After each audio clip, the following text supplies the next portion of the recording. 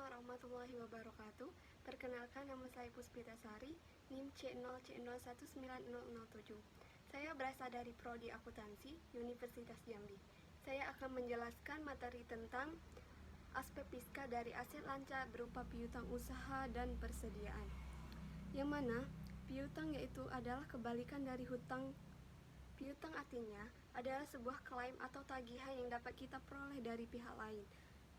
Piutang termasuk sebagai salah satu aktivitas lancar dalam neraca perusahaan. Hal ini memiliki fungsi penting bagi perusahaan karena bisa berperan sebagai modal pinjaman.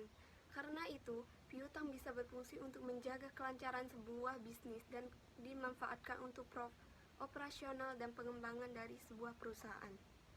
Persediaan adalah istilah untuk barang yang tersedia untuk dijual dan bahan baku yang digunakan untuk memproduksi barang yang tersedia untuk dijual. Jenis-jenis piutang usaha dan persediaan. Jenis-jenis piutang usaha. Piutang usaha biasanya terjadi karena adanya penjualan kredit, wesel tagih. Piutang ini memiliki bentuk fisik berupa surat formal yang diterbitkan sebagai bentuk pengukuran utang. Piutang lain-lain. Piutang ini adalah jenis yang lebih luas sebab mencakup piutang bunga, piutang gaji, uang muka karyawan, serta restitusi pajak. Jenis-jenis persediaan. Kesatu, persediaan barang umum. Persediaan barang umum dikategorikan sebagai bahan baku, barang dalam proses, dan barang jadi. Kedua, persediaan barang setengah jadi. Persediaan barang setengah jadi adalah barang jadi sebagian menunggu penyelesaian dan dijual kembali. Ketiga, persediaan barang jadi. Persediaan barang jadi adalah produk yang telah menyelesaikan produksi dan siap untuk dijual. Konsep pajak PPN yang timbul dari piutang.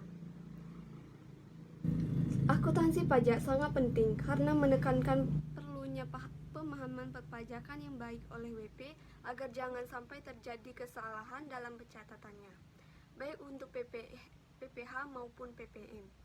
Dalam hal ini, terdapat beberapa hal terkait pencatatan transaksi di atas. 1. Utang pajak.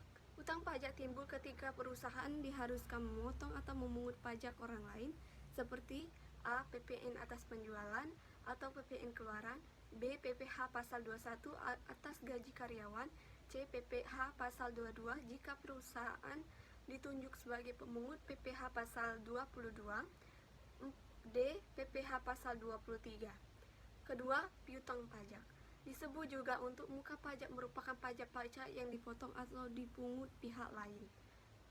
Misalnya, A. PPh pasal 22, B. PPh pasal 23, C. PPh pasal 25, dan D. PPN masukan.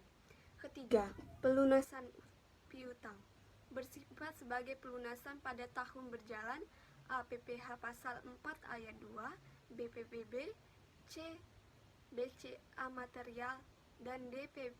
BPHTB, dan E. pajak daerah dan restribusi daerah. Perlakuan pajak pada piutang tak tertagih.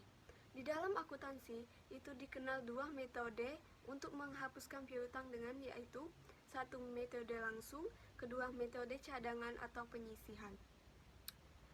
Dalam pasal 6 ayat 1 Undang-Undang PPh UU nomor 36 tahun 2008 mengatur bahwa piutang yang nyata-nyata tidak dapat ditagih dan memenuhi syarat tertentu dapat dibebankan sebagai pengurangan penghasilan bruto dalam menghitung penghasilan kena pajak. Piutang yang nyata-nyata tidak dapat ditagih yang dapat dikurangi dari penghasilan bruto adalah sebagai berikut.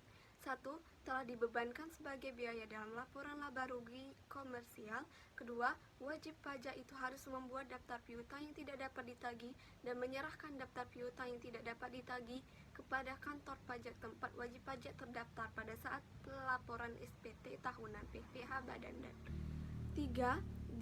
Telah diserahkan perkara penghasilan kepada pengadilan negeri atau adanya perjanjian tertulis mengenai penghapusan piutang. Keempat, tetapi untuk syarat nomor 3 tidak berlaku untuk penghapusan kepada debitur kecil. Ini ada syaratnya kalau batas debitur kecil ini batasnya tidak lebih dari 5 juta. Perlakuan pajak pada persediaan. Berdasarkan pasal 10 ayat 6 Undang-Undang Nomor 36 Tahun 2008 tentang pajak penghasilan mengatur bahwa penilaian persediaan barang hanya boleh menggunakan harga perolehan, sedangkan penilaian pemakaian persediaan barang untuk perhitungan harga pokok hanya boleh dilakukan dengan cara atau metode pencatatan persediaan sebagai berikut. A. Metode FIFO atau Freeze in Out. Metode ini beranggapan bahwa barang yang dibeli lebih awal dianggap dikeluarkan lebih awal pula. Dengan demikian, setiap terjadi suatu transaksi penjualan, maka harga pokok barang yang terjual dinilai berdasarkan harga barang yang dibeli lebih awal.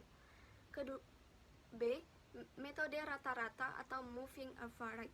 Metode ini beranggapan bahwa setiap terjadinya perubahan jumlah persediaan barang, baik karena pembelian maupun karena adanya penjualan yang dilakukan oleh perusahaan, sisa persediaan barang yang masih ada segera diambil nilai rata-ratanya. Baik, itu saja yang bisa saya sampaikan. Apabila ada salah kata, saya mohon ampun. Wabillahi taufiq wal hidayah.